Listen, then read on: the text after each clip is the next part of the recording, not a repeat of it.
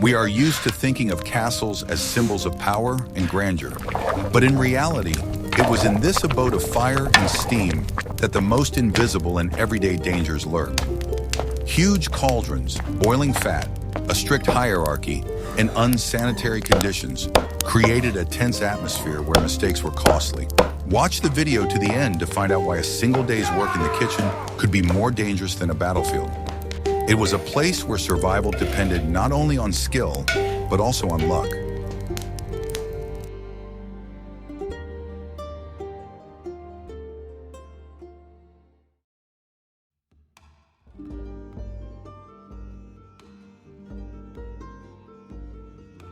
Building a kitchen in a medieval castle was a real architectural challenge. On the one hand, the kitchen was the most fire-prone place in the castle and had to be built from non-combustible materials. On the other hand, it had to be functional and able to feed hundreds of people. Therefore, kitchens were usually built of stone and located away from the main building so that in case of fire, the flames would not spread to the entire castle. The walls and ceilings were made very thick so that they could withstand high temperatures. The floor was made of stone so that fires could be lit on it. But even so, fires were very common. A single ember flying out of the hearth could turn the kitchen into an inferno in a matter of minutes. To avoid this, buckets of water and sand were always kept in the kitchen. The construction of a kitchen in a castle was always a compromise between safety and functionality. Although the walls and floor were made of stone, the roof and internal floors were often wooden. This was because wood was a cheaper and more accessible material, as well as being easier to work with. In addition, the walls had wooden beams that supported the ceiling and other structures. All of this created a fire hazard. Another problem was ventilation. Medieval kitchens did not have exhaust fans, and smoke escaped through an opening in the roof. This opening was a source of drafts that could fan the flames. In addition, smoke and soot accumulated on the walls and ceiling, making them more combustible. Over time, soot deposits could ignite from the intense heat. In medieval kitchens, fire was an uncontrollable force. The hearths were huge and constantly burning. The wood used for fuel was dry and burned very quickly. Sparks and embers flying out of the hearth could set fire to anything nearby. To control the fire in some way, cooks used special tongs and shovels, but this did not always help. One wrong move and a person could get burned. There was always a lot of firewood in the kitchen. It was stored next to the hearths so that it was always close at hand. This was very convenient, but also very dangerous. Dry firewood could catch fire from a single spark, and then it would be impossible to stop the fire. In addition to firewood, there was a lot of grease and oil in the kitchen. They were used for frying and cooking. Grease could catch fire from a single spark and cause a fire. Why do you think, despite all these precautions, kitchens still burned with enviable regularity? Share your opinion in the comments. Of course, the main factor that led to fires was human error. Cooks and their assistants worked in a hurry and did not have time to watch the fire. They could forget to turn off the fire, leave something on the stove, or drop something flammable. In addition, there were many people in the kitchen, and any one of them could have caused a fire. One wrong move and a person could drop something into the fire or set their clothes on fire. Thus, the medieval kitchen was the most fire-prone place in the castle. Despite all the precautions, fires were very common, and they were caused not only by architectural flaws but also by human error.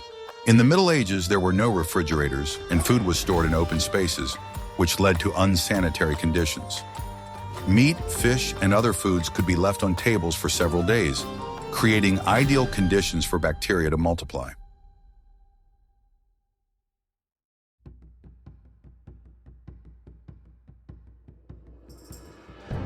Medieval kitchens did not have refrigerators, and food was stored in open spaces, which led to unsanitary conditions. Meat, fish, and other foods could sit on tables for several days, creating ideal conditions for bacteria to multiply. Flies and other insects were constant guests, spreading germs and leaving traces. This was very dangerous and could lead to food poisoning and disease. To combat unsanitary conditions, cats and dogs were kept in the kitchen to catch mice and rats, but they too were carriers of disease and dirt. Drinking water sources were often located near sewage disposal sites. Well water could be contaminated with bacteria that caused dysentery, typhoid fever, and cholera. Rivers and lakes from which water was taken for cooking were places for washing, waste disposal, and even watering animals. Water filtration and purification were not practiced, so waterborne diseases were commonplace. Garbage piles accumulated in the streets and backyards, attracting rats and mice. These rodents were not only carriers of disease, but also pests that destroyed food supplies. Medieval houses had no running water or sewage systems. Waste was dumped directly onto the street from windows or into special drainage ditches. Regular hand and body washing was not widespread, and dirty clothes and poor personal hygiene contributed to the spread of lice, fleas, and other parasites. All this created ideal conditions for epidemics that wiped out entire families. In addition, grease and dirt often accumulated in kitchens. Dishes were rarely washed, and tables and floors were damp and dirty. This created an ideal environment for mold and fungi to grow, which spoiled food and caused disease. During crop failures and famines, people ate whatever they could find, including spoiled meat, rotten vegetables, and moldy bread. This led to mass food poisoning. In the kitchens of the poor, where it was impossible to carefully select food, the situation was even worse. They ate food contaminated with bacteria and parasites, which led to chronic diseases. Even rich people were not immune to food poisoning. To hide the unpleasant taste of rotten food, cooks seasoned it heavily with spices. However, this did not kill the bacteria. For example, at that time, there was no understanding that spoiled meat could cause serious illness. Constant epidemics caused by unsanitary conditions led to huge human losses. Entire villages died out from disease, and cities became centers of infection. This had a devastating effect on the economy and social structure of society. As a result of epidemics, the number of workers decreased, trade links were disrupted, and society was plunged into chaos. Epidemics also had psychological consequences. People lived in constant fear and anxiety. The plague and other terrible diseases were considered divine punishment, and doctors were powerless in the face of unknown threats. Have you ever wondered what price people paid for their status? What is it like to be at the top of the food chain when every day is a struggle for survival and mistakes can cost not only your career, but your life? Watch the video to the end to find out the answer to this question.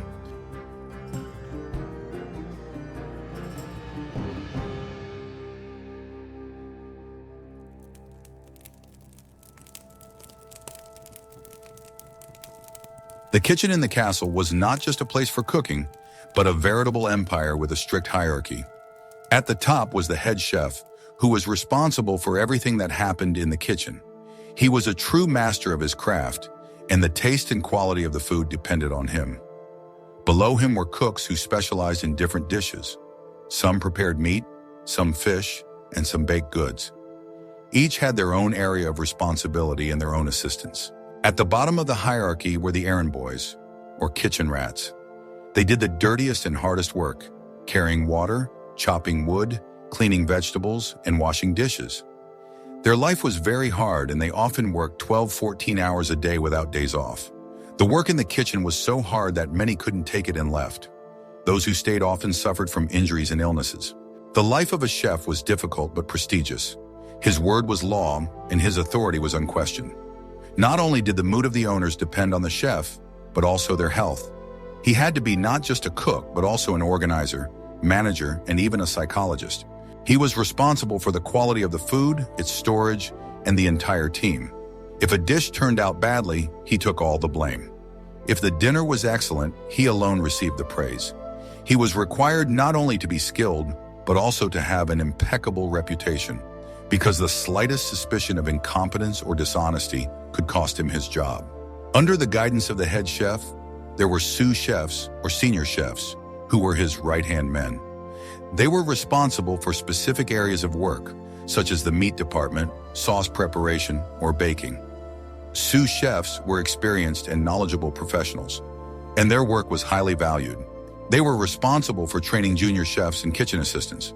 Sous chefs had to be able to work quickly and efficiently to keep up with the pace set by the head chef.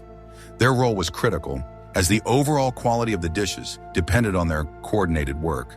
The next level was occupied by ordinary chefs. Each of them had their own specialization. They were responsible for preparing certain dishes under the supervision of the sous chefs. For example, there was a chef who was only responsible for roasts, or a chef who only prepared soups. They had to be masters of their craft and know all the subtleties of preparing their dishes. These chefs often came from simple families where they were taught the basics of culinary art. To get a job at the castle, they had to prove their skill and ability. At the lowest level of the hierarchy were the errand boys, or kitchen rats. They were the youngest and most inexperienced members of the team, and their work was the hardest and dirtiest.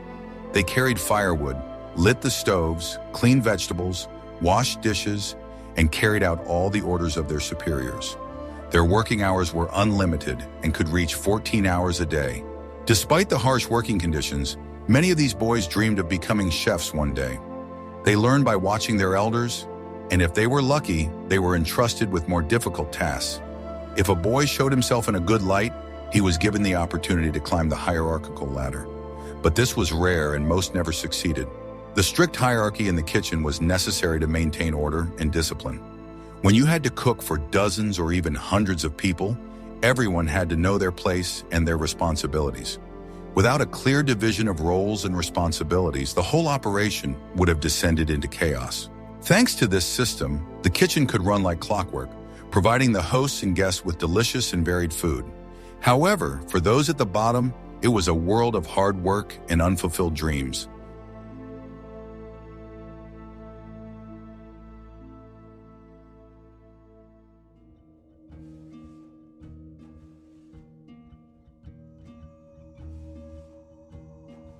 Medieval kitchens, in addition to the danger of fire, harbored another, no less serious threat: sharp and heavy tools that were necessary for cooking. These items were, in essence, weapons in the hands of cooks. Knives, cleavers, axes, and awls were used to cut meat, fish, and vegetables.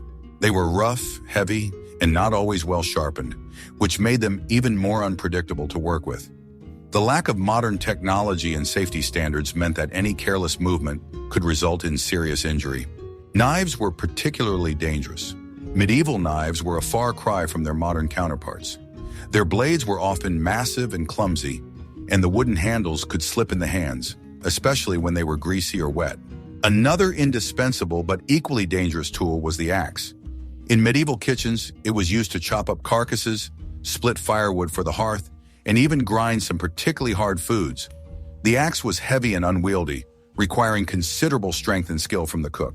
One wrong blow could result in serious injury, and in the absence of proper medical care, even a small wound could turn into a fatal infection. Kitchens often had special cleavers, massive knives with wide blades designed for cutting meat and bones, which also posed a serious threat. However, the danger did not come only from sharp objects. There were many heavy objects in the kitchen that could cause harm. Cast iron pots and pans, which were heated over an open fire, were incredibly heavy. Cooks had to carry them, and one wrong move could cause the hot utensils to fall to the floor, scalding someone with boiling water or hot fat, or falling on their foot. Stone mortars and pestles for grinding spices and herbs were also heavy. They could fall out of your hands or tip over, causing injury. Along with knives and axes, other tools were also used in medieval kitchens that were equally dangerous. Hooks for hanging meat, spits for roasting, and metal grates had sharp edges and corners that could easily cause injury in the hustle and bustle. These items were often poorly secured or simply left lying on the floor, creating yet another hazard. Cooks frequently tripped over them, sustaining bruises and cuts. All this, combined with open flames and heavy utensils, made working in the kitchen incredibly dangerous. In addition, the working conditions themselves were extremely unfavorable. The kitchen was cramped, stuffy, and poorly lit. Greasy fumes, smoke, and heat from the stoves created an unbearable atmosphere in which it was difficult to concentrate. Fatigue and stuffiness reduced attention, which increased the risk of accidents. Cooks and their assistants, working long hours, were exhausted, which also contributed to mistakes. All these dangers, sharp objects, heavy utensils, open fire, made the work of a cook one of the most dangerous in the Middle Ages. Accidents were very common. Cooks and their assistants constantly suffered cuts, bruises, burns, and fractures. Many of them bore scars and other marks on their bodies that were evidence of their hard and dangerous work. These scars were not only physical marks, but also a kind of professional badge that told the story of what they had been through. Despite all the risks, the cooks continued their work. They were masters of their craft, capable of creating culinary masterpieces in conditions of constant danger. Their fortitude, endurance, and skill were key to the survival and prosperity of medieval society.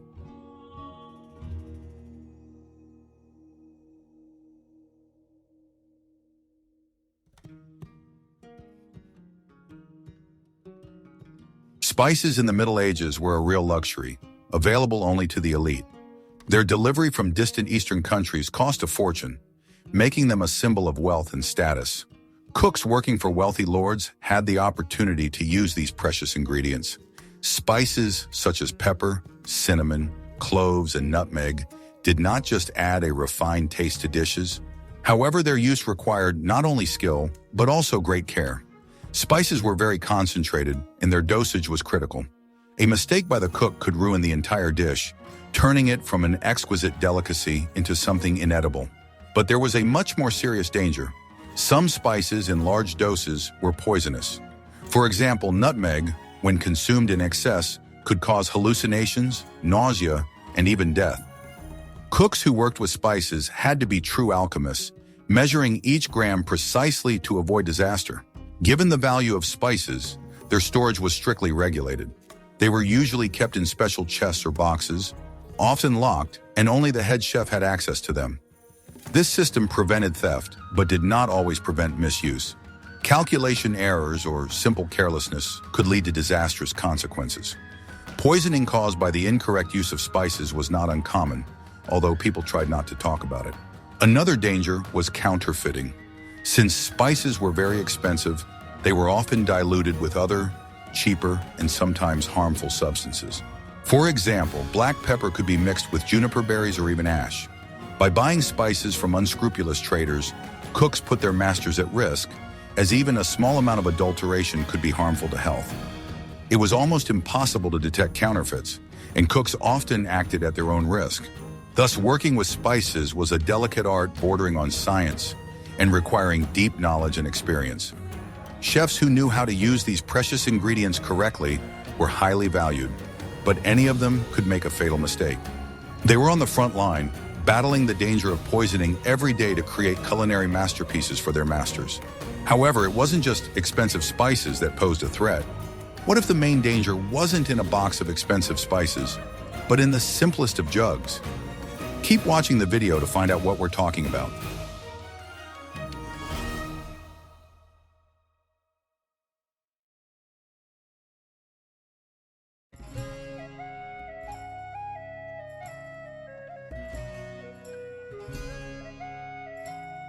In the Middle Ages, water was the cornerstone of any kitchen.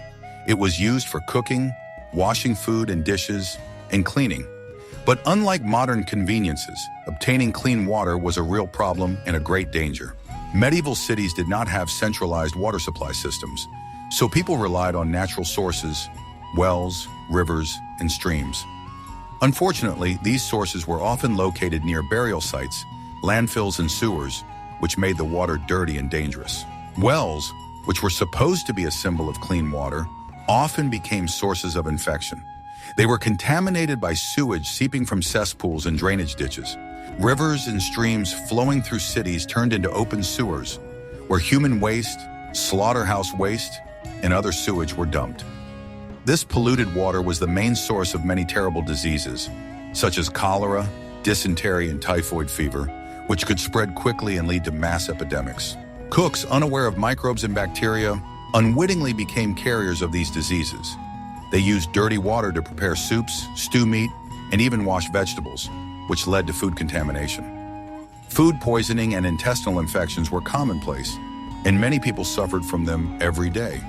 In the absence of antibiotics and modern medicine, even a minor illness could be fatal. To protect themselves in some way, people invented primitive methods of purification. One of the most common was boiling. It was believed that fire purified water and cooks often boiled it before use. This method did help to destroy some harmful microorganisms, but it was not a panacea. Water could become contaminated after boiling due to dirty dishes, or worse, boiling was not always sufficient to kill all pathogens. In some cases, when there was too much water and not enough firewood, cooks would use it without boiling, putting everyone at risk. Another method was to add vinegar or wine to the water. The acid in these liquids also helped kill some of the bacteria. However, this method was expensive, so it was rarely used and mainly for preparing drinks for wealthy lords. For ordinary people, water remained the main threat to their health. Thus, water in the medieval kitchen was a source of life, and at the same time, a source of deadly danger. It was necessary for survival, but it carried a hidden threat that people of that time had no idea about. This invisible danger was far more insidious than fire and sharp knives, as it could not be seen, felt, or avoided. Over time, understanding of the importance of clean water grew.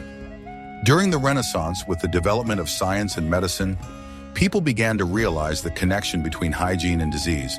This led to a gradual improvement in sanitary conditions, albeit very slow. The construction of aqueducts and fountains in some cities was a step forward, providing access to cleaner water, but these benefits were not available to everyone. The majority of the population continued to use the same dirty sources as their ancestors. The situation began to change dramatically only in the 19th century, with the onset of the Industrial Revolution and the growth of cities. Rapid population growth exacerbated the sanitary crisis, leading to horrific epidemics. It was at this time that there was an urgent need for radical solutions. The emergence of the first water supply and sewage systems was a real revolution, although for a long time they were the privilege of the rich. Public health began to develop, and scientists began to actively investigate the causes of the spread of disease, gradually coming to an understanding of microbes. These discoveries were a real breakthrough. When it was proven that microorganisms in water were the cause of cholera and typhoid fever, the widespread construction of sewage treatment plants began. Water filtration and disinfection became mandatory procedures. This forever changed everyday life and cooking. For the first time in history, chefs could be sure that the water they used was safe. Today, tap water, which undergoes numerous stages of purification, is considered the safest and most accessible in most developed countries, allowing us to forget about the dangers that once lurked in our ancestors' kitchens.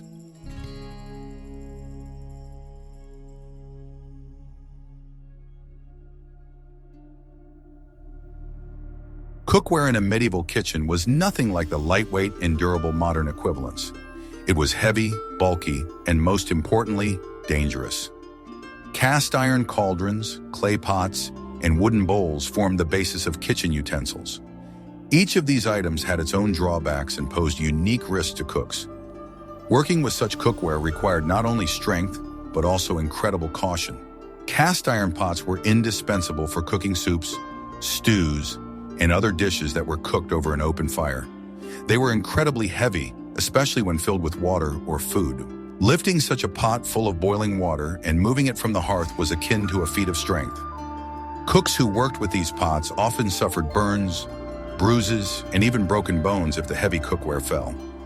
Their rough, uncomfortable handles did not provide a secure grip, and one wrong move could lead to disaster. Clay pots, although lighter than cast iron, posed their own dangers. They were extremely fragile and could break from any impact or fall. If a pot broke, its sharp shards could cause serious cuts. Moreover, when heated over a fire, clay pots could crack, especially if they contained water. This not only led to the loss of food, but also to dangerous burns from spilled boiling water. Considering that cooks worked in a hurry and in a rush, the risk of breaking a pot was very high. Wooden bowls and spoons seemed safer, but they were not harmless either. Wood has a tendency to absorb grease and moisture, creating ideal conditions for bacteria to multiply. Over time, cracks and crevices formed on the surface of wooden utensils, where food residue accumulated and was almost impossible to clean out. This led to the spread of disease and food poisoning. In addition, old and worn wooden bowls could split, leaving sharp splinters in the food that could injure people. Every piece of tableware used by cooks was a potential hazard. One wrong move, 1 second of inattention, and you could be seriously injured. Cooks working under constant stress and physical strain were forced to constantly balance between efficiency and safety. They had to be extremely careful not to drop a heavy pot, break a fragile pot, or cut themselves on a sharp edge. Working with such utensils was not only dangerous but also physically exhausting. Constantly lifting and carrying heavy objects led to injuries to the back, joints, and muscles. Over time, this took its toll on the cook's health, making their work even more difficult and dangerous. Ultimately, the cookware in a medieval kitchen was yet another reminder of the harsh conditions in which cooks had to work, and that even the simplest objects could pose a hidden danger.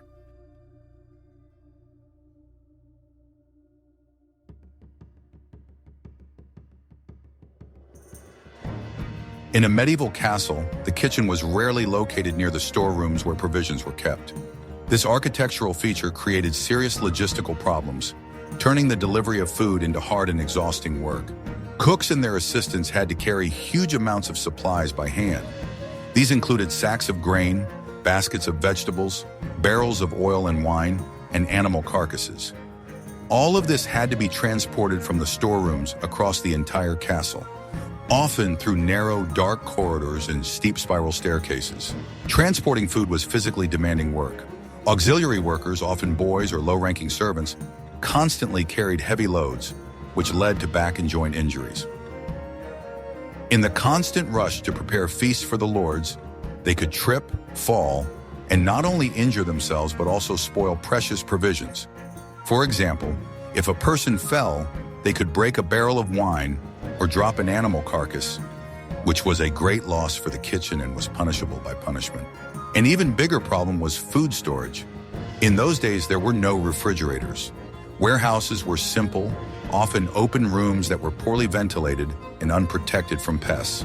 Meat and fish were stored in special cellars or smokehouses, but even there they quickly spoiled, especially in warm weather. Vegetables and fruits were kept in baskets, where they rotted or dried out, and grain and flour became easy prey for mice and rats. This led to huge food losses. In such conditions, cooks had to possess not only culinary skills, but also be excellent quality controllers. They constantly inspected food to detect signs of spoilage in time. Any mistake in this matter could have serious consequences. The use of stale meat or spoiled vegetables could cause mass food poisoning among the nobility, which in turn could lead to dismissal, loss of reputation, and even imprisonment for the cook. Thus, chefs were forced to constantly struggle with the problem of food spoilage. They had to have in-depth knowledge of how to properly store and use supplies to minimize losses. This required not only physical endurance, but also a high level of responsibility and attention to detail. In the end, their work was not only about cooking, but also about a constant battle with logistical difficulties and the threat of food spoilage. So we have completed our dangerous culinary journey through the Middle Ages. We saw how risky the work of cooks was, who had to deal with fire, sharp tools, heavy utensils, and even invisible bacteria. Their work was a real feat, and we hope we were able to convey the spirit of that time to you. What topic would you like to see in the next episodes? Perhaps you are interested in learning about medieval knight tournaments, the life of ordinary peasants, or how impregnable castles were built. Write your ideas in the comments. And of course, subscribe to the channel so you don't miss the new videos we make for you.